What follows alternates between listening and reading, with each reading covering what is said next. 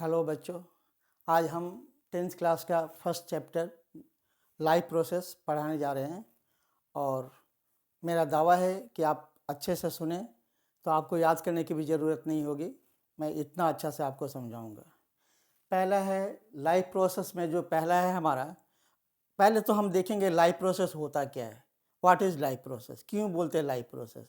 बच्चों, life process का मतलब ही होता है कि लाइफ को चलाने के लिए जो जो चीज़ ज़रूरतें होती है उसको हम बोलते हैं लाइफ प्रोसेस। अगर उसमें वो प्रोसेस नहीं हो तो हमारा लाइफ रुक जाएगा, हम मर जाएंगे, नहीं चल सकते हैं। कोई भी प्लांट हो, एनिमल हो, कोई भी एनी लिविंग बींग्स, उनके अंदर लाइफ प्रोसेस होता है। तो यहाँ देखेंगे हमने लाइफ प्रोसेस में क्या क्या लिखा है। न्यूट्रिशन, हम जो भी खाते हैं खाना ज़रूरी है। अगर नहीं खाएंगे तो एनर्जी नहीं मिलेगा और एनर्जी नहीं मिलेगा तो हमारे जो प्रोसेस नहीं होंगे। अभी हम बोलेंगे कि एनर्जी क्यों चाहिए, what is the need of energy. हमें मालूम है कि हमारे बॉडी में हार्ट है, वो काम कर रहा, लंग्स है वो काम कर रहा, ब्लड सर्कुलेशन हो रहा, डाइजेशन हो रहा, ग्रोथ हो रहा। ये सभी प्रोसेस जो हो रहे हैं इसके लिए तो एनर्जी की ज़रूरत होती है। और अगर हम एनर्जी नहीं लेंगे तो ये काम रुक जाएगा। तो इसीलिए हम जो भी कुछ लेते हैं, खाते हैं और डाइजेस्ट करते हैं, और आफ्टर डाइजेशन उससे जो एनर्जी मिलता है उस एनर्जी से बाकी सभी काम होते हैं। जैसे आप पढ़ रहे हो, मैं पढ़ा रहा हूँ, ठीक है। लेकिन सबसे इम्पॉर्टेंट क्या है, न्यूट्रिशन, मतलब खाना लेना। क्या आप जानते हो कोई भी प्लांट या एनिमल हो विदाउट फूड कैन सर्वाइव, कभी भी रह सकता है? लॉन्ग टाइम तक नहीं रह सकता है। तो पहले तो न्यूट्रिशन, न्यूट्रिशन मतलब जो भी हम खाते हैं मुंह में डाल करके अंदर डाल देते हैं और उसको डाइजेस्ट करते हैं, और उससे जो फूड मटेरियल के डाइजेशन से जो हमें न्यूट्रिएंट्स मिलता है उससे एनर्जी मिलता है, और उससे एनर्जी मिलता है। नेक्स्ट क्या है, रिस्पिरेशन, सांस लेना। So everybody knows we are taking oxygen and living carbon dioxide. Plant भी, इवन प्लांट्स और एनिमल सभी सांस लेते हैं। क्या आप जानते हो कोई ऐसा एनिमल हो या प्लांट्स हो जो बिना सांस लिए जिंदा रह सकता है? नहीं रह सकता है।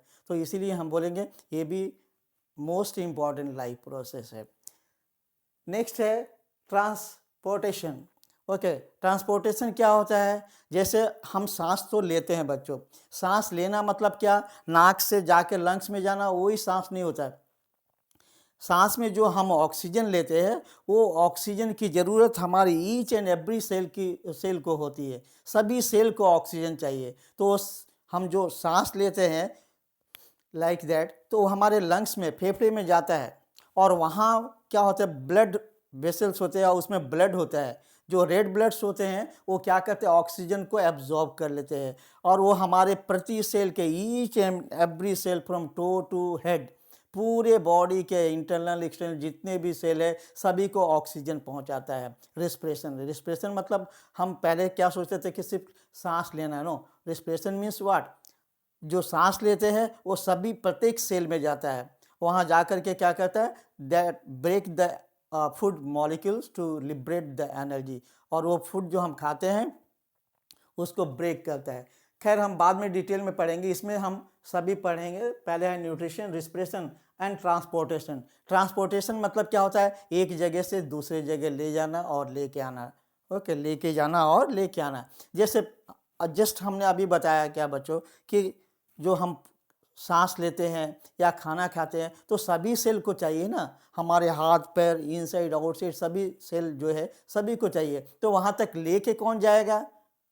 तो जो लेके जाएगा वो सिस्टम को हम बोलेंगे ट्रांसपोर्ट सिस्टम, और ये काम हमारा ब्लड करता है। ब्लड, आपको भी मालूम है हमारे बॉडी में आर्टरी और वेन में ब्लड फ्लो होते रहते हैं।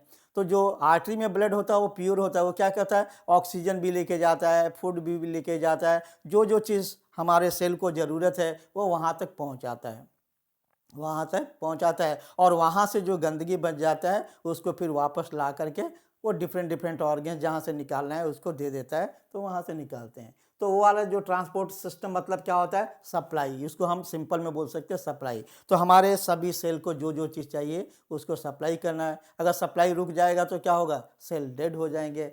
और नेक्स्ट है excretion. Excretion means removal of waste material. जैसे हमारे लिए खाना तो ज़रूरी है बच्चों, खाना बहुत ज़रूरी है, लेकिन खाने के बाद जो हमारे बॉडी में वेस्ट बन जाते हैं, अगर उसे नहीं निकाला जाए तो जहर बन जाएंगे, पॉइजन, या हम उसको बोलेंगे टॉक्सिक मटेरियल हो जाए। क्या होगा? Toxic material. तो इसीलिए उसको निकालना भी बहुत ज़रूरी है, उसको निकालना भी बहुत तो जिस प्रोसेस से हम हमारे बॉडी के अंदर जो गंदगी है उससे निकालते हैं, उसी को हम बोलते हैं एक्सक्रीशन। तो इस चैप्टर में हम पढ़ेंगे, पहले न्यूट्रिशन पढ़ेंगे और उसके बाद रिस्पिरेशन और उसके बाद ट्रांसपोर्टेशन एंड एक्सक्रीशन। तो जस्ट हमने बोला कि न्यूट्रिशन क्या है। न्यूट्रिशन मतलब जो हम खाते हैं, why we are taking food, हम खाना क्यों लेते हैं। अभी जस्ट मैं बताया ना कि खाना क्यों खाते हैं, टू गेट द एनर्जी। अरे भाई, वो एनर्जी क्या करेंगे, हमारे बॉडी में बहुत से काम हो रहे हैं ना। जैसे देखो, गाड़ी में अगर हम कार में पेट्रोल डालते हैं तो उस पेट्रोल से सिर्फ गाड़ी नहीं चलती, उसकी लाइट भी जलती है, उससे एसी भी चलता है, मतलब बहुत बहुत काम हो रहे हैं ना। पेट्रोल तो एक ही चीज़ डाला जा रहा है, ईंधन डाला जा रहा है, लेकिन अलग अलग काम हो रहा है। वैसे ही हम खाना तो खा रहे हैं, लेकिन ये खाने से क्या एक ही काम नहीं हो रहा, हमारे बॉडी के अंदर जो भी अलग अलग काम है वो सभी हो रहे हैं। और सभी काम के लिए, ये देखो बच्चे, ये पेन को हम यहाँ से यहाँ तक नहीं रख सकते हैं अगर एनर्जी नहीं हो तो। जैसे हम बात कर रहे हैं, एनर्जी चाहिए, खड़ा हूँ एनर्जी चाहिए, और बहुत से प्रोसेस हो रहे हैं। तो यहाँ हम फर्स्ट पढ़ेंगे न्यूट्रिशन। हम क्या पढ़ेंगे? न्यूट्रिशन। ओके, ये हम पहला लेंगे न्यूट्रिशन। सो न्यूट्रिशन मतलब जो भी हम खाते हैं और उससे एनर्जी मिलता है उसको हम न्यूट्रिशन बोलेंगे। तो पहला न्यूट्रिशन में हम देखेंगे ऑटोट्रॉपिक। क्या होता है? ऑटोट्रॉपिक। ऑटोट्रॉपिक मतलब होता है क्या? Autotrophic means those who can prepare their own food, those who can prepare their own food, जो अपना खाना खुद बना लेते हैं उसको हम ऑटोट्रॉपिक बोलते हैं। क्या बोलते हैं? ऑटोट्रॉपिक।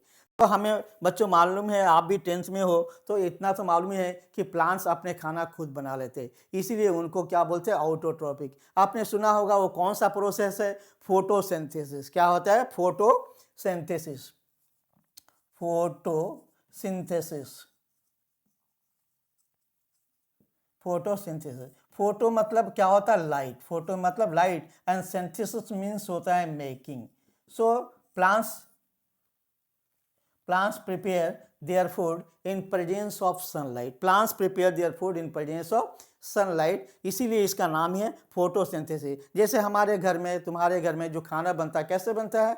उसके लिए भी तो एनर्जी चाहिए। तो एलपीजी गैस होगा या लकड़ी होगा या कुछ और इलेक्ट्रिसिटी होगा। For any process means energy चाहिए। तो यहाँ जो प्लांट्स अपना खाना बनाते हैं उस प्रोसेस को क्या बोलते हैं? फोटोसिंथेसिस। ओके। क्लोरोफिल और सनलाइट के प्रेजेंस में, क्लोरोफिल और सनलाइट के प्रेजेंस में कार्बन डाइऑक्साइड क्या होता है? CO2 और वाटर। ओके। प्लांट्स प्रिपेयर, वो क्या बनाते हैं खाना? बोलो, उनका खाना क्या है? कार्बोहाइड्रेट। और बनाने के लिए उन्हें क्या चाहिए? क्लोरोफिल चाहिए और सनलाइट चाहिए। क्लोरोफिल क्या होता है? क्लोरोफिल एक ग्रीन कलर का पिगमेंट्स होता है जिसमें फोटोसिंथेसिस होता है। सो क्लोरोफिल और सनलाइट चाहिए, और उसको क्या चाहिए? संग में कार्बन डाइऑक्साइड चाहिए। So carbon dioxide they are taking from air. Carbon dioxide उनको कहाँ से मिलता है? एयर से। और जो एक्वेटिक प्लांट्स है, जो पानी में रहने वाले पौधे हैं, उनको कार्बन डाइऑक्साइड कहाँ मिलता है? तो पानी से मिलता है। और वाटर। तो यहाँ देखो, plants prepare their food in presence of sunlight. यहाँ देखो हम इक्वेशन लिख देंगे, ये 6CO2 प्लस 12H2O, और ये होता है लाइट बाई क्लोरोफिल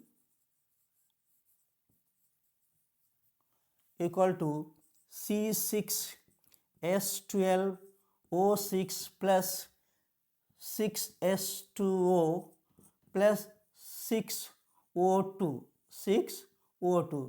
हमने एरो मार्क कर दिया क्योंकि ये गैस है, ये बाहर निकलेगा। तो यहाँ देखो, ये फोटोसिंथेसिस है, प्लांट्स अपना खाना बनाते हैं। उनको खाना बनाने के लिए क्या क्या चाहिए? कार्बन डाइऑक्साइड और वाटर चाहिए। कार्बन डाइऑक्साइड और वाटर चाहिए, और इसके संग उसको हेल्प कौन करेगा? सनलाइट और क्लोरोफिल। और उनका खाना बनता क्या है? इसको हम कार्बोहाइड्रेट बोलेंगे या ग्लूकोज बोलेंगे। कार्बोहाइड्रेट, ग्लूकोज, कुछ भी, ग्लूकोज। और ये तो मालूम है वाटर है, और ये है ऑक्सीजन। Okay, water, oxygen. अब बच्चों देखो, यहाँ बोलोगे कि यहाँ तो वाटर ले रहा, फिर यहाँ भी निकल जा रहा, लेकिन आप देखो यहाँ 12 पार्टिकल्स है, वाटर के कितने मॉलिक्यूल्स है 12, और यहाँ क्या निकल रहा है 6, मतलब 6 वो यूटिलाइज कर दे रहा है। प्लांट्स क्या कर रहे हैं 6 यूटिलाइज कर रहे हैं। तो इस प्रोसेस में सबसे पहले क्या, in presence of sunlight they break the water molecule. So breaking of water molecule in presence of sunlight, breaking first क्या होगा, breaking of water molecule in presence of sunlight, this process is called photolysis. इसको क्या बोलते हैं हम, photolysis. इसको हम बोलेंगे photolysis. Photolysis, photolysis means breaking of water molecule in presence of sunlight. तो ये हमारा यहाँ प्रोसेस देख लो, ये इक्वेशन आप याद रखना बच्चों, carbon dioxide plus water, carbon dioxide plus water light by chlorophyll equal to glucose and water and carbon dioxide. Now ये प्लांट जो अपना खाना बनाएंगे, ओके, वही क्या बनाते हैं, कार्बोहाइड्रेट बनाते हैं, दे आर मेकिंग कार्बोहाइड्रेट, और बनाते हैं उस टाइम कार्बोहाइड्रेट यूज़ करेंगे, क्या करेंगे, कार्बोहाइड्रेट यूज़ करेंगे, और जो बच जाएगा उसको स्टार्च के फॉर्म में, क्या यहाँ लिख देता हूँ कार्बोहाइड्रेट, और वो स्टार्च के फॉर्म में, स्टार्च के फॉर्म में जो यूज़ करेंगे, और जो बच जाएगा वो स्टार्च के फॉर्म में प्लांट्स के बॉडी में जमा हो जाता है, वो बाद में हम यूज़ करते हैं। जैसे कोई भी आदमी कमाता है, अगर मान लो 50,000 कमाता है तो 50 तो खा नहीं लेगा, 25,000 या 30,000 जो खाएगा, जो बच जाएगा उसको क्या करेगा, बैंक में रख देगा। सभी तो यूज़ नहीं करेंगे ना, वैसे हम भी जो खाना खाते हैं सभी एक बार यूज़ नहीं करते हैं, तो हमारा भी जो बच जाता है, जो यूज हो जाता है, जो बच जाता है वो क्या होता है, ग्लाइकोजिन के फॉर्म में हमारे बॉडी में स्टोर हो जाता है, हम उसको बाद में यूज़ करते हैं, वैसे ही प्लांट्स क्या बनाते हैं, देखो कार्बोहाइड्रेट, तो जो उस टाइम यूज़ किया इमीडिएटली, और जो बच गया उसको क्या करते हैं, स्टार्च के फॉर्म में वो प्लांट अपने बॉडी में जमा कर लेता है। तो यहाँ देखेंगे autotrophic means those who can prepare their own food, जो अपना खाना खुद बना लेते हैं उसको हम बोलेंगे ऑटोट्रॉपिक। और प्लांट को छोड़ के जितने भी अदर ऑर्गेनिज्म हैं they are called the heterotrophic. Heterotrophic मतलब क्या होता है, they can't make their own food, वो अपना खाना नहीं बना सकते हैं, they are depending on the plants for food, so they are called the heterotroph. उसको क्या बोलेंगे हम, हेट्रोट्रॉप्स। आगे मैं बताऊंगा, तो पहले आप समझ लो ऑटोट्रॉप्स क्या होते हैं। Autotrophs are plants which can make their own food. Why they make their own food? Why? Because in their body chlorophyll is there. Chlorophyll क्या होता है, एक ग्रीन कलर पिगमेंट्स होता है जिसकी मदद से वो खाना बनाते हैं। और सिर्फ ग्रीन कलर पिगमेंट ही नहीं, उनको सनलाइट भी चाहिए, वाटर भी चाहिए। यहाँ देखो carbon dioxide, water, light and chlorophyll, ये चार चीज़ आप अच्छी तरह से याद रखना, क्योंकि this are called the raw material. इसको क्या बोलेंगे हम, कार्बन डाइऑक्साइड एंड वाटर, ये क्या है, रॉ मटेरियल। रॉ मटेरियल मतलब कच्चा माल जिससे कि सामान बनता है, तो इससे प्लांट्स खाना बनाते हैं। याद रखना, अगर कभी रॉ मटेरियल पूछेगा तो आपने बोल देना है कि कार्बन डाइऑक्साइड एंड वाटर, और उसको हेल्प क्या करते हैं, सनलाइट और क्लोरोफिल। सनलाइट और chlorophyll, sunlight we are getting from the sun and chlorophyll is present in the green parts of the leaf.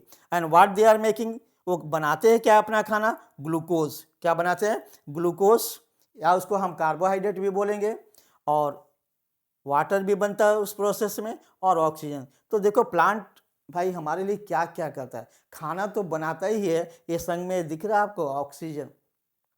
तो प्लांट्स हमारे लिए खाना भी बनाता है और ऑक्सीजन भी देता है। तो इसका मतलब हो गया कि अगर प्लांट्स नहीं है तो कोई भी life can't survive on earth. Plant है तभी हम सर्वाइव कर सकते हैं, अगर प्लांट नहीं है तो कोई भी जो हेट्रोट्रॉपिक एनिमल्स है ये can't survive. See event in photosynthesis, मतलब फोटोसिंथेसिस में क्या क्या होते हैं, क्या क्या घटनाएं होती है, उसको हमने पहले लिख लिया है, क्योंकि ऐसे लिखेंगे तो वीडियो बहुत लंबा हो जाएगा आपके सामने लिखने से। तो पहला है एब्जॉर्वेशन। जो ग्रीन पार्ट्स होते हैं लीफ के, वो क्या करते हैं, लाइट एनर्जी, जो सोलर एनर्जी है उसको क्या करते हैं, एब्जॉर्ब कर लेते हैं। यहाँ देखो light energy absorb by chlorophyll. अगर पूछेगा कि लाइट को कौन एब्जॉर्ब करता है, तो क्लोरोफिल। क्लोरोफिल क्या होता है, जो प्लांट्स में ग्रीन पोर्शन होता है उसमें एक पिगमेंट्स होता है, उसको बोलते हैं क्लोरोफिल। ओके, क्लोरोफिल के कारण ही प्लांट का कलर ग्रीन होता है। नेक्स्ट क्या होता है, कन्वर्जन। वो लाइट एनर्जी सी जो प्लांट्स लाइट एनर्जी को ले रहे हैं, उस एनर्जी को लेके वो कन्वर्ट कर दे रहे हैं किस एनर्जी में, केमिकल एनर्जी में। जैसे हम लाइट को सोलर लाइट को क्या करते हैं, हम बैटरी में इलेक्ट्रिकल एनर्जी में कन्वर्ट कर देते हैं। आपने देखा होगा सोलर कुकर या आजकल सोलर बैटरी वगैरह बहुत कुछ आया है, तो उसमें हम क्या करते हैं, सन के एनर्जी को, जो सोलर एनर्जी है उसको इलेक्ट्रिकल एनर्जी में हम चेंज कर देते हैं। वैसे ही प्लांट्स क्या करता है, सोलर एनर्जी मतलब सन का एनर्जी को ले करके उसको केमिकल एनर्जी में चेंज कर देते हैं। यहाँ देखो, conversion of light energy into chemical energy, मतलब क्या होता है, वो लाइट को लेकर के हमारे लिए कार्बोहाइड्रेट, ग्लूकोज ये सब बनाते हैं, और that is called the chemical energy होता है। और splitting of water molecule, so light से क्या होता है, केमिकल एनर्जी में कन्वर्ट हो जाता है फूड, और स्प्लिटिंग ऑफ वाटर मॉलिक्यूल, और लाइट से, सनलाइट से क्या होता है, वाटर मॉलिक्यूल्स ब्रेक होते हैं। तो ऑक्सीजन आता है कहाँ से, एक्चुअली ऑक्सीजन आता है कहाँ से, जो सनलाइट है ये क्या करते हैं, वाटर को ब्रेक कर देते हैं, वाटर को ब्रेक कर देते हैं। तो हमें मालूम है कि वाटर मतलब H2O, उसमें से ऑक्सीजन अलग हो जाता है, जो हमारे ब्रीथिंग के काम में हम लोग श्वसन के लिए यूज़ करते हैं। नेक्स्ट है हमारा रिडक्शन, कार्बन डाइऑक्साइड और वाटर। कार्बन डाइऑक्साइड और वाटर मिलके क्या बना देते हैं, कार्बोहाइड्रेट, जो कि खाना है, कार्बोहाइड्रेट। प्लांट्स, अभी हमने बताया था, प्लांट्स अपना खाना क्या बनाते हैं, कार्बोहाइड्रेट बोलो, ग्लूकोज बोलो, एक ही बात है। तो प्लांट्स कार्बन डाइऑक्साइड और वाटर लेकर के क्या बनाते हैं, कार्बोहाइड्रेट बनाते हैं। Leaf contains coloured cell chloroplast, okay. Leaf में क्या होता है, कलर्ड पिगमेंट होता है, जो हमने बताया था अभी। नाउ अभी लीफ के कुछ पार्ट्स है, see this is the diagram of the leaf. इसमें हमने देखा जो लीफ, जो पत्ता होता है उसको, जो ऐसे पत्ता, यहाँ देखो बच्चों,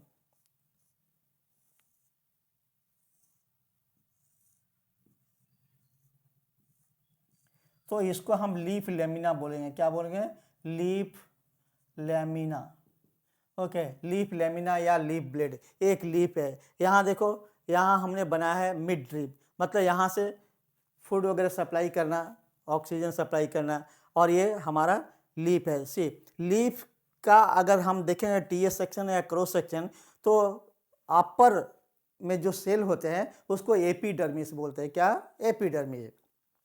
जैसे ये लीफ है तो ये वाला भी एपिडर्मिस है, ये भी एपिडर्मिस। एपिडर्मिस मतलब एक्सटर्नल लेयर, एक्सटर्नल लेयर। हमारा भी ये क्या है, एपिडर्मिस ही बोला जाता है। तो ऊपर वाला और नीचे वाला, ये भी बाहर है, ये भी बाहर है, तो एपिडर्मिस। तो लीफ के केस में देखो बच्चों, जो ऊपर है उसको हम अपर एपिडर्मिस बोलेंगे, कंफ्यूज बिल्कुल मत होना। ये क्या, ऊपर है अपर एपिडर्मिस, और लोअर वाला को हमने क्या बोला, लोअर एपिडर्मिस। और यहाँ पे एक वैक्स टाइप का कोटिंग होता है, वैक्स टाइप का कोटिंग है। वैक्स कोटिंग होने से क्या होता है, ऊपर पोर्शन से, ऊपर पार्ट से वाटर वगैरह या ट्रांसपिरेशन नहीं होगा, जो भी होगा, ओके।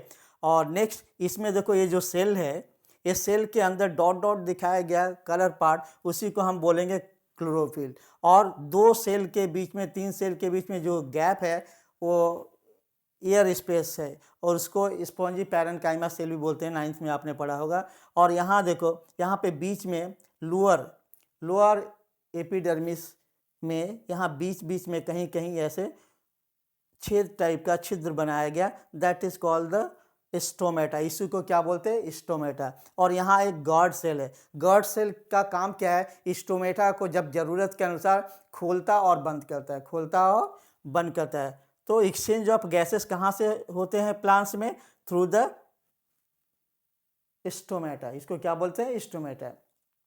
जैसे हमारा नाक है, एक्सचेंज ऑफ गैसेस होता है, वैसे ही प्लांट्स में क्या होता है, स्टोमेटा होता है, एक्सचेंज। ये डायग्राम आप प्रैक्टिस करिएगा। तो यहाँ देखिए, अपर एपिडर्मिस में हमने बताया, जो ऊपर वाला लेयर अपर एपिडर्मिस, लीफ का नीचे वाला को लोअर एपिडर्मिस, ओके।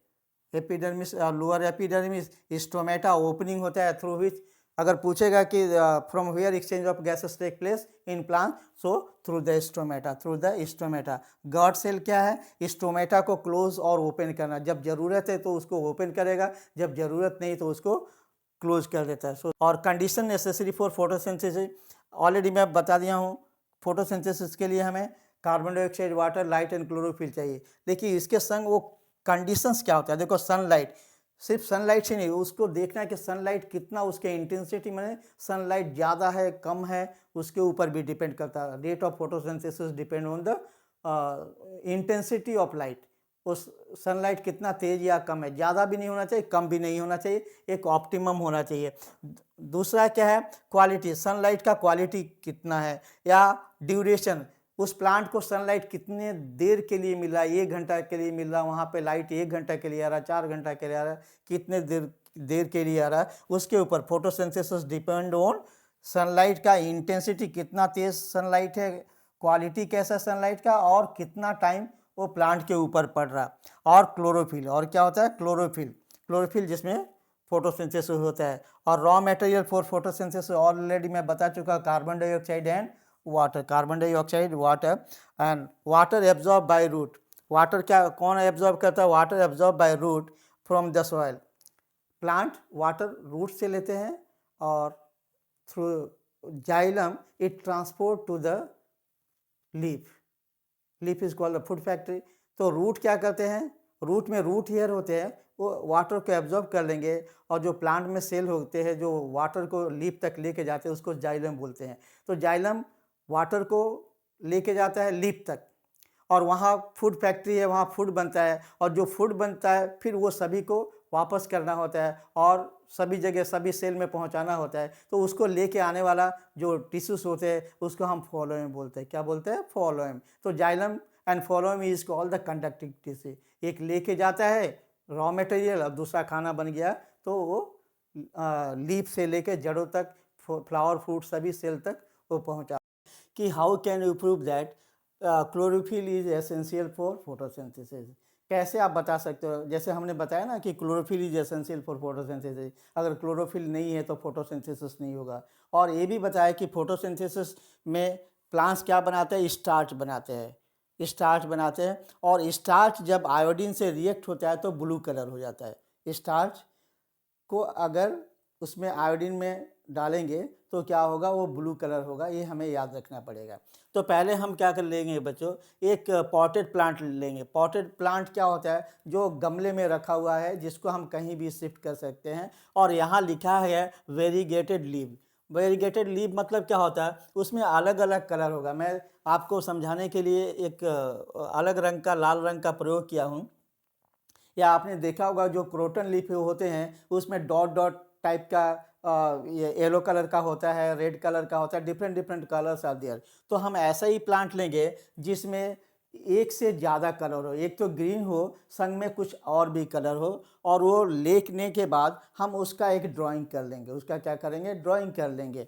तो पहले देखो ये हमने लीफ लिया है, जो फर्स्ट केस में देखो अलग अलग कलर दिख रहा है।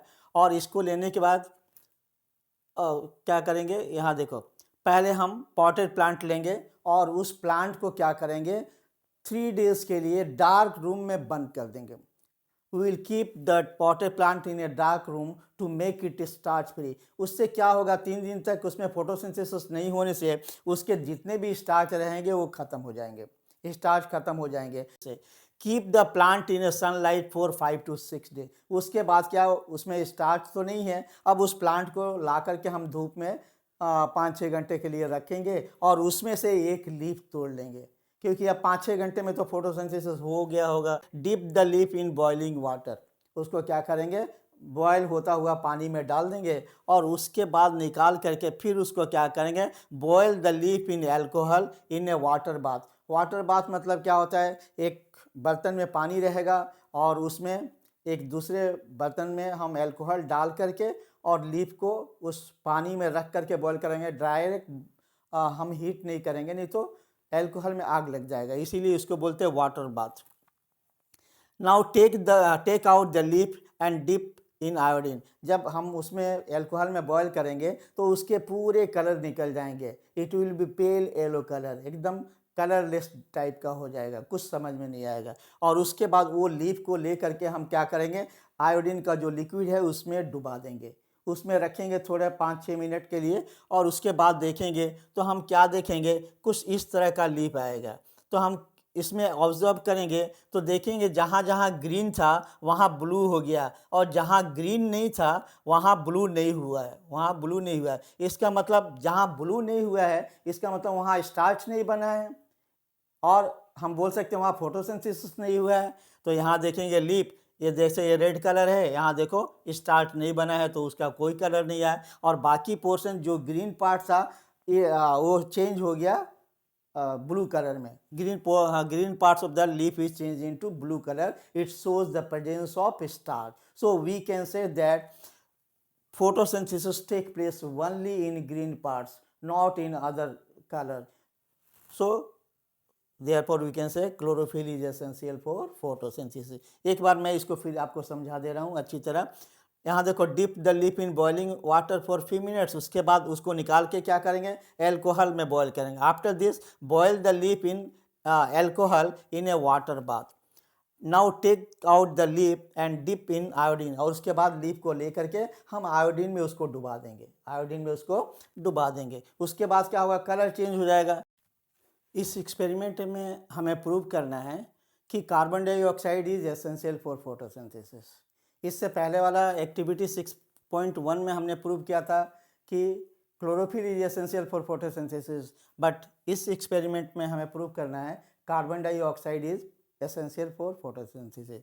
उसके लिए हम क्या करेंगे, दो पॉटेड प्लांट लेंगे और सेम जैसे पहले वाले को करते थे उसको हम 3 डेज तक एक डार्क रूम में बंद करके रखेंगे to make it starch free. और उसके बाद वो दोनों गमलों को ला करके एक बेल जार से ऐसे ढक देंगे, और एक में हम क्या करेंगे, KOH सोल्यूशन डालेंगे। KOH मतलब क्या होता है, पोटेशियम हाइड्रोक्साइड। और KOH का प्रॉपर्टीज़ क्या होता है, it absorb carbon dioxide. KOH absorb कर लेता है कार्बन डाइऑक्साइड।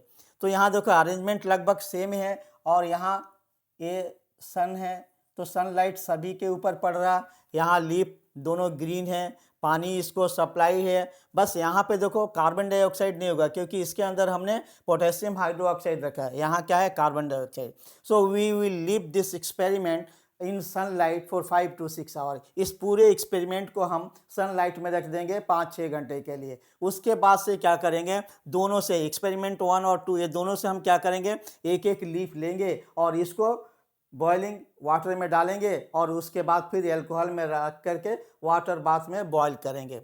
उसके बाद हम क्या देखेंगे, ये दोनों को आयोडीन टेस्ट के लिए डालेंगे। तो हम देखेंगे कि जो पहला वाला है, जो फर्स्ट बेल जार है, इसके लीफ ये ब्लू नहीं हुए, मतलब इसमें स्टार्च फॉर्मेशन नहीं हुआ है, it does not turns into blue colour. लेकिन जो सेकेंड वाला एक्सपेरिमेंट है, इसके लीफ क्या देखे हमने कि ब्लू हो गया। इसका मतलब यहाँ स्टार्च बना है, यहाँ स्टार्च बना है। क्यों, क्योंकि यहाँ हम देखेंगे starch plus iodine, starch plus iodine equal to blue colour होता है। ये क्या होता है, ब्लू कलर होता है। तो यहाँ स्टार्च बना है क्योंकि ये लीफ ब्लू हो गया, और ये यहाँ स्टार्च नहीं बना है। तो हम देखेंगे क्यों नहीं बना है। तो यहाँ देखो सनलाइट है, हमारे पास सनलाइट है, क्लोरोफिल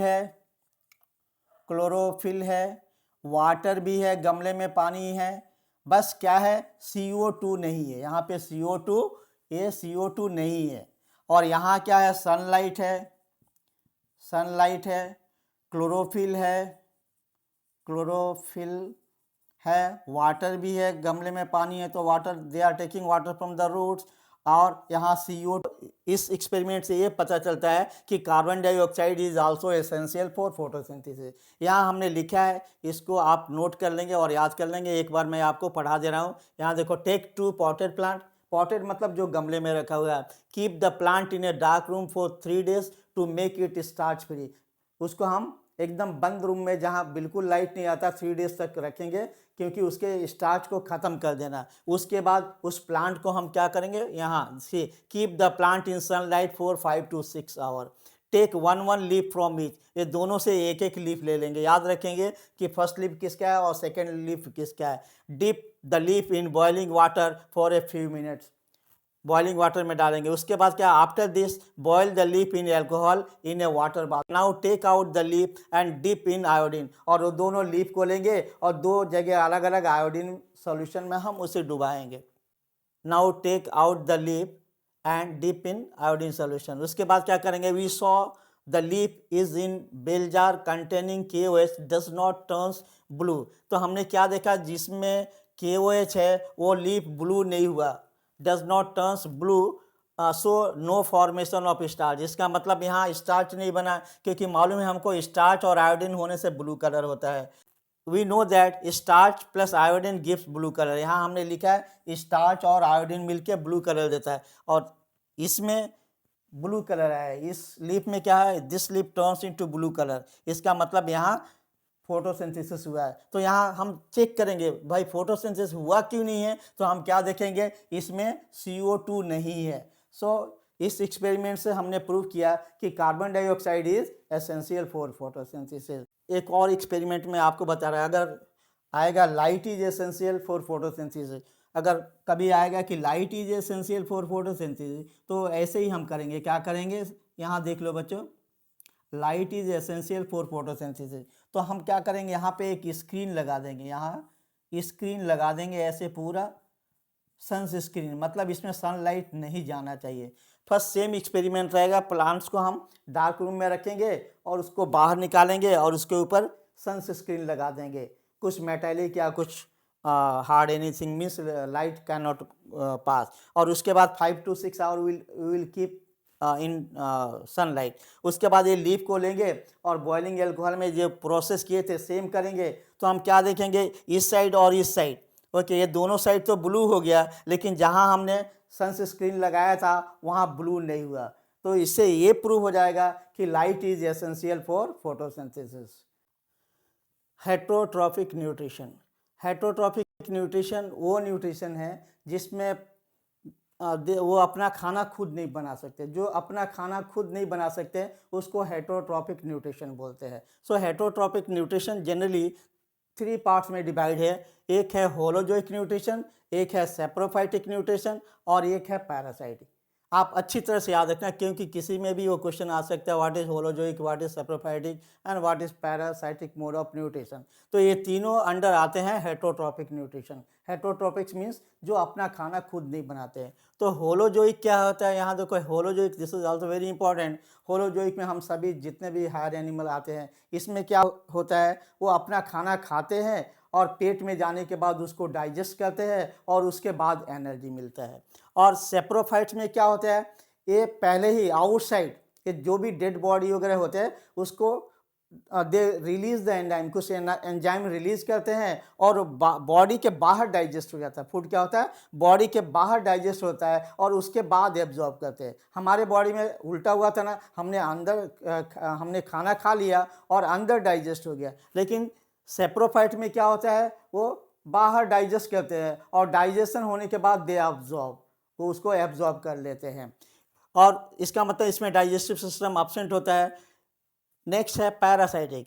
पैरासाइटिक क्या होता है, they are depending on other. ये देखो, ये डेड बॉडी पे ग्रो करते हैं, ये डेड प्लांट्स एंड एनिमल के ऊपर रहता है। लेकिन जो पैरासाइट होता है डेड पे नहीं रहते, वो लिविंग पे रहते हैं, लिविंग के अंदर रहें या बाहर रहें। जैसे सिर में जो लाइस होता है, ओके, लीच होता है, प्लांट्स में अमरबेल आपने सुना होगा जिसको कॉस्क्यूटा बोलते हैं। तो ये जो पैरासाइटिक क्या होते हैं, वो दूसरे प्लांट या एनिमल के ऊपर निर्भर रहते हैं और उसे मारते नहीं, उसको सक करते हैं। उसको क्या करते हैं, सक करते हैं। इसमें ठीक उल्टा था, ये मरा हुआ चीज़ से खाना लेता है, okay, they take food from the dead and decaying matters, okay. और ये क्या, होलोजोइक में सभी हायर एनिमल्स आ गए, जैसे हम या काऊ बफेलो, ये सभी खाना खाते हैं और खाने के बाद अपने बॉडी के अंदर डाइजेस्ट करते हैं। अब इसको मैं पढ़ के बता रहा हूँ। Holozoic nutrition, herbivorous, carnivorous, omnivorous, ये तो आपको मालूम ही होगा, comes in holozoic nutrition. In holozoic nutrition complex food molecules are taken in. Complex food molecules जो प्लांट्स ने बनाया हम लेते हैं और हम डाइजेस्ट करते हैं। Then broken down into a simpler and soluble molecules, example amoeba, cow, dog, cat, human. So आपको मालूम होगा व्हाट इज डाइजेशन। डाइजेशन क्या है, डाइजेशन एक प्रोसेस है जिसमें कॉम्प्लेक्स फूड मॉलिक्यूल्स को ब्रेक किया जाता है छोटे छोटे पार्टिकल में, so that our body can absorb. Saprophyte क्या होता था हमारा, सेप्रोफाइट मीन जो सड़े गले चीज़ के ऊपर ग्रो करते हैं। Saprophytes are the organism which feed upon dead organic matter. याद रखना ये क्या होता है, ये डेड ऑर्गेनिक मैटर, सड़ा हुआ एनिमल हो प्लांट्स हो उसके ऊपर ग्रो करते हैं। This breaking down the complex material outside the body, ये फूड मटेरियल को बाहर ही ब्रेक कर देते हैं, उसके बाद एब्जॉर्ब करते हैं। ठीक हमारा उल्टा, हमारे में क्या होता था कि हम अंदर लेते थे और डाइजेस्ट करते थे, ये क्या करते हैं बाहर ही डाइजेस्ट कर देते हैं, उसके बाद एब्जॉर्ब करते हैं। And they grow on dead and decaying a body, सड़ा गला चीज़ पे ग्रो होते हैं। जैसे आपने देखा हो फंगस वगैरह, fungi, mushroom, east, bacteria. Next third one is called the parasitic nutrition. Parasitic means those who are depending on other for their food and survival. Okay, so parasitic mode of nutrition, ये मारते नहीं है, जैसे सड़े गले चीज पे होता है ना, पैरासाइटिक में ऐसा नहीं है। Complete their life in plants और animal and they do not kill, मारते तो नहीं है बट दे सक their blood or juices from them. Okay, see, parasite are the organism having parasitic nutrition. These organisms live either on or inside the body. ये हमारे body के ऊपर, जैसे लाइस वगैरह बाहर रहते हैं, लेकिन टेप वर्म या कुछ अलग जो वर्म्स होते हैं हमारे इनसाइड बॉडी में रहते हैं, तो बाहर भी रह सकते हैं, अंदर भी रह सकते हैं। और सम प्लांट, आपने अमर बेल देखा होगा येलो कलर का, ऐसे पूरे प्लांट को कवर करके रहता है, उसको इंग्लिश का नाम है कस्क्यूटा और हिंदी में हम बोलते हैं अमर बेल, वो भी एक परजीवी बोलते हैं, हिंदी में क्या बोलते हैं परजीवी। और पैरासाइटिक फिर से देख लेंगे, parasite are the organism having parasitic nutrition. This organism lives either on or inside, क्या हो गया, ये अंदर भी हो सकते हैं बाहर भी हो सकते हैं बॉडी में, ओके, ऑफ द ऑर्गेनिज्म, और जिसके ऊपर रहते हैं उसको होस्ट बोलते हैं। और क्या होता है, obtain their nutrition without killing them, और उससे खाना लेते हैं लेकिन उसको मारते नहीं, बिना मारे उससे खाना लेते हैं। जैसे लाइस हो गया, सिरका, जू वगैरह होता है, टेपवर्म, प्लांट लाइक कॉस्क्यूटा एक्सेट्रा। पूछते हैं right the differences between autotrophs and heterotrophs, तो इसमें बहुत से पॉइंट है, आप लिख लेना। Autotrophs can make their food, heterotrophs can not make. Autotrophs do not depend on heterotrophs, but heterotroph depends on autotrophs. They have chlorophyll, they do not have chlorophyll. Okay, they can't move from one place to another place, they can move from one place. So this is a very easy question. Okay, बच्चों यहाँ पढ़ेंगे हम nutrition in human being. See nutrition क्या होता है already हम discuss कर चुके हैं। Digestion is a catabolic process. आप anabolic means construction, where construction is going on, कुछ बन रहा है, उसको एनाबॉलिक प्रोसेस बोलेंगे। जैसे फोटोसिंथेसिस में क्या खाना बनता है, तो फोटोसिंथेसिस क्या है, एनाबॉलिक प्रोसेस है। और ये जो हमारा डाइजेशन है ये क्या है, कैटाबॉलिक। इसमें क्या करते हैं, जो बड़े मॉलिक्यूल्स है उसको तोड़ा जाता है, इसलिए इस प्रोसेस को हम बोलते हैं catabolic process. So digestion is ए, आप याद रखना, digestion is a catabolic process and photosynthesis is a anabolic process. Anabolic means construction and catabolic means destruction, means breaking. ये देखिए ये हमारा डाइजेस्टिव सिस्टम है। Okay, so this is the mouth, और यहाँ आपको दिख रहा होगा सैलिवरी ग्लैंड है। जो भी हम खाना खाते हैं यहाँ सेट ऑफ टीथ होते हैं, सेट ऑफ टीथ, और with the help of saliva food को क्या करते हैं, स्मॉल पार्टिकल में मिक्स कर देते हैं एंड फूड क्या हो जाता है हमारा, स्लिपरी हो जाता है, स्लिपरी बन जाता है। तो यहाँ 3 pair of salivary glands are present. Mouth में क्या था, 3 pair, sub maxillary, sub lingual and parotids, 3 pairs of salivary glands are there and they mix with the food at the time of chewing, at the time of chewing. तो जब हम चबाते हैं तो 2 काम होते हैं, एक तो क्या होता है, फूड पार्टिकल हमारे छोटे छोटे पार्ट्स में डिवाइड हो जाते हैं और उसके संग सलाइवा में मिक्स हो जाता है। सलाइवा क्या करता है, फूड को स्लिपरी बना देता है, कि जो हमारा ये लॉन्ग ट्यूब दिख रहा है ना आपको, this is called the oesophagus, इसको क्या बोलते हैं, ईसोफेगस। इससे आराम से स्लिप होकर आ जाएगा, अगर वो रफ रहेगा तो इसको डैमेज करेगा, इसलिए। और दूसरा काम क्या है, फूड का डाइजेशन हमारा माउथ से ही शुरू हो जाता है, तो यहाँ स्टार्च को भी डाइजेस्ट करते हैं। यहाँ क्या होता है, जो सैलिवरी ग्लैंड में एक एंजाइम्स होता है उसका नाम है सैलिवरी एमाइलेज, सैलिवरी एमाइलेज। और सैलिवरी एमाइलेज क्या करता है, स्टार्च को डाइजेस्ट करता है, तो डाइजेशन आपका यहाँ से स्टार्ट हो जाता है। उसके बाद food in the form of balls, छोटे छोटे बॉल के जैसे इसमें आ जाता है, ईसोफेगस में। ईसोफेगस क्या होगा, कार्टिलेजिनस रिंग जैसे बना होता है और यहाँ एक मूवमेंट होता है, आप बच्चों याद रखना, उस मूवमेंट को बार बार पूछता है। That movement is called the peristaltic movement. उसको क्या बोलते हैं, peristaltic movement. Means movement in one direction. जैसे आप एक साइकिल का ट्यूब ले लो, कट करके उसमें टेनिस बॉल डालेंगे तो वो नहीं गिरेगा, लेकिन हम एक डायरेक्शन में दबाते जाएंगे तो टेनिस बॉल इस साइड से उस साइड चला जाएगा। तो जब हम खाते हैं तो ड्यू टू पेरिस्टाल्टिक मूवमेंट ये फूड कहाँ आ जाता है, हमारा स्टमक में। ये जो पोर्शन दिख रहा है ना, दिस इज द स्टमक, यही हमारा स्टमक है। और स्टमक में भी फिर दूसरे ग्लैंड होते हैं जिसको बोलते हैं हम गैस्ट्रिक ग्लैंड। गैस्ट्रिक ग्लैंड्स होता है। Gastric gland hydrochloric acid produce करता है और पेप्सिन एंजाइम्स प्रोड्यूस करता है, रेनिन एंजाइम्स प्रोड्यूस करता है। सी हियर बच्चों, different different enzymes are there for the different different types of food. तो यहाँ हाइड्रोक्लोरिक एसिड प्रोड्यूस करता है। क्यों करता है, क्योंकि हाइड्रोक्लोरिक एसिड से फूड हमारा एसिडिक मीडियम में हो जाता है एंड फूड में कुछ जर्म्स वगैरह ग्रो नहीं करेंगे। और इतना स्ट्रॉन्ग एसिड होता है, इसका pH वैल्यू 2 होता है, pH वैल्यू 2 होता है। So sometime they are asking question, तो अगर pH वैल्यू 2 है, हम बोन को भी डाइजेस्ट कर सकते हैं, तो हमारा स्टमक क्यों नहीं डाइजेस्ट हो जाता है। तो क्या होता है, स्टमक का वाल में म्यूकस होता है, वो म्यूकस सीक्रेट करता है, एक लिक्विड होता है, उससे क्या करता है, वो स्टमक को बचाता है, नहीं तो हमारा स्टमक भी जल जाता है। तो यहाँ देखो फूड यहाँ 3 to 4 hour, that depends on the hardness of the food हो गया। और यहाँ से स्टमक ख़त्म हो रहा, वहाँ स्मॉल इंटेस्टाइन शुरू हो रहा। जहाँ स्टमक ख़त्म होगा वहाँ से स्मॉल इंटेस्टाइन शुरू होगा। नाम स्मॉल इंटेस्टाइन है, लेकिन ये पतला होता है लेकिन बहुत लंबा होता है। हमारे बॉडी में लगभग 5 मीटर तक होता है। ओके, तो यहाँ जहाँ स्टमक ख़त्म हो रहा और स्मॉल इंटेस्टाइन शुरू हो रहा, जहाँ जो जंक्शन है उसको हम बोलते हैं डिओडिनम। क्या बोलेंगे, डिओडिनम बोलते हैं। और ये जो लीवर है, जो largest gland of the body, यहाँ देखो 2 ग्लैंड, और सब ग्लैंड तो इनसाइड होते हैं एलिमेंट्री कैनाल के। ये लीवर, और यहाँ देखो लीफ लाइक स्ट्रक्चर दिख रहा होगा ये, ओके, लीवर, ये pancreas. So liver is the largest gland of the body and they pour their products. वो प्रोडक्ट्स जो बनाते हैं वो ट्यूब से कहाँ मिलता है, डिओडिनम में। लीवर भी अपना बाइल डिओडिनम में डाल देता है, अब पैंक्रियाज भी पैंक्रियाटिक जूस डिओडिनम में डाल देते हैं। अब यहाँ से फूड चला आता है हमारे स्मॉल इंटेस्टाइन में। Again in small intestine, intestinal glands are there.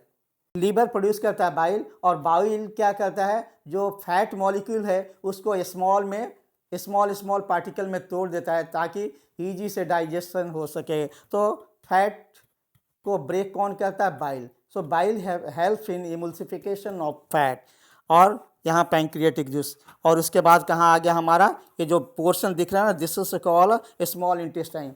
तो ये स्मॉल इंटेस्टाइन में डाइजेशन कंप्लीट हो जाता है। ओके, यहाँ प्रोटीन वगैरह जो भी का, ये प्रोटीन का फैट का डाइजेशन कंप्लीट हो जाता है। और यहाँ इसके वाल में पतले पतले फिंगर लाइक स्ट्रक्चर होते हैं, उसको हम बोलते हैं विली। विली का काम क्या है, it absorb the digested food. जो भी डाइजेस्टेड फूड है उसको एब्जॉर्ब कर लेता है। और अनडाइजेस्टेड फूड, ये जो मोटा वाला दिख रहा है ना ब्राउन कलर का, इसको बोलते हैं लार्ज इंटेस्टाइन, यहाँ चला जाता है। बच्चों याद रखना कि लार्ज इंटेस्टाइन में डाइजेशन नहीं होता है, डाइजेशन कंप्लीट हो जाता है हमारा स्मॉल इंटेस्टाइन। सो अनडाइजेस्टेड फूड हो गया, वो कहाँ आ जाते हैं, लार्ज इंटेस्टाइन में। वाटर वगैरह भी लार्ज इंटेस्टाइन में आ जाते हैं। तो लार्ज इंटेस्टाइन का एक मेन काम है, it absorb the excess water present in the waste. जो वाटर ज़्यादा है उसको क्या करेगा, एब्जॉर्ब करेगा, और the food will be change into semi solid. और जो वेस्ट जो है यहाँ पे आके सेमी सॉलिड हो जाएगा, and then it is stored in rectum. कहाँ स्टोर हो जाएगा, रेक्टम। और रेक्टम में स्टोर होने के बाद जब उसका एक क्वांटिटी उतना ज़्यादा होने के बाद उसके बाद क्या करेगा, एनस से इट इज़ इजेक्टेड, एनस से वो बाहर निकाल देता है। So this is called the digestive system या alimentary canal. So alimentary canal is a tube which having the opening both side। देखो इसका यहाँ से और यहाँ से दोनों साइड का ओपनिंग है। आई थिंक आपको समझ में आ गया होगा डाइजेशन। ओके, ये डायग्राम आप प्रैक्टिस कीजिएगा क्योंकि एग्जाम में भी आता है। तो फिर से एक बार देखिए, माउथ में सैलिवरी ग्लैंड होता है, 3 पेयर सैलिवरी ग्लैंड होते हैं। Digestion start from the mouth, और माउथ में सेट ऑफ टीथ होते हैं, और छोटे छोटे पार्टिकल्स बन करके ये फूड थ्रू पेरिस्टाल्टिक मूवमेंट ये आते हैं ईसोफेगस में, ईसोफेगस से स्टमक में, स्टमक में गैस्ट्रिक ग्लैंड्स होते हैं, गैस्ट्रिक ग्लैंड HCl प्रोड्यूस करता है, पेप्सिन प्रोड्यूस करता है, रेनिन प्रोड्यूस करता है, और वहाँ से फूड कहाँ आता है, स्मॉल इंटेस्टाइन में, स्मॉल इंटेस्टाइन में, जहाँ स्टमक खत्म होता है और स्मॉल इंटेस्टाइन शुरू होता है, that part or that junction is called the duodenum. उसको क्या बोलते हैं, डिओडिनम। और डिओडिनम में ही लीवर अपना प्रोडक्ट एंड पैंक्रियाज अपना प्रोडक्ट डालता है, then food comes into the small intestine. Small intestine में डाइजेस्टिव ग्लैंड होते हैं, they are producing different kinds of enzyme, so that gland is called the intestinal gland. और intestine में ही, small intestine में विली होते हैं, बहुत important, it absorb the digested food, इसलिए इसका लेंथ 5 मीटर है, क्योंकि ज़्यादा यहाँ से वहाँ तक जाते जाते कहीं ना कहीं तो उसको फूड मॉलिक्यूल्स को पकड़ के वो एब्जॉर्ब कर लेगा, इसीलिए अगर छोटा होने से प्रॉब्लम होता है। उसके बाद digestion is completed in small intestine, then undigested food pass into the large intestine. Large intestine में डाइजेशन नहीं होता है, यहाँ जो एक्सेस वाटर होता है वेस्ट में उसको एब्जॉर्ब कर लेता है और फूड को सेमी सॉलिड में बना देता है, और तब उसके बाद क्या होगा, ये थोड़ा थोड़ा आके यहाँ जो रेक्टम है वहाँ स्टोर होता है, और उसके बाद एनस से इसको इजेक्ट कर दिया जाता है, बाहर कर दिया जाता है। ये हमारा डाइजेस्टिव सिस्टम है। नेक्स्ट, जो हार्बीवोरस होते हैं, जो ग्रास खाते हैं, उनका डाइजेस्टिव सिस्टम बहुत लंबा होता है, क्योंकि वो ग्रास खाते हैं और ग्रास में क्या होता है, cellulose, so it is very difficult to digest cellulose, हम सेलुलोज को डाइजेस्ट नहीं कर सकते हैं, इसीलिए डाइजेस्टिव सिस्टम जो भी हर्बीवोरस एनिमल होगा, काऊ, बफेलो, गोट, शिप, जो भी होगा उसका ज़्यादा होता है। क्यों, cellulose, their food is cellulose. हम लोग क्या करते हैं, हम लोग पका पकाया खाना खाते हैं या नॉन वेज खाते हैं, that is easy in compare to cellulose, easy to digest. तो बच्चों याद रखना कि जो हर्बीवोरस एनिमल होते हैं उसके डाइजेस्टिव सिस्टम या लंबे होते हैं, क्योंकि उनका फूड अलग टाइप का होता है, सेलुलोज होता है, और सेलुलोज मीन्स डाइजेशन बहुत डिफ़िकल्ट होता है, इसीलिए वो ट्यूब लंबा होता है। तो ये हमारा न्यूट्रिशन प्रोसेस ख़त्म हुआ, अब हम दूसरे चैप्टर में मिलें। Thank you.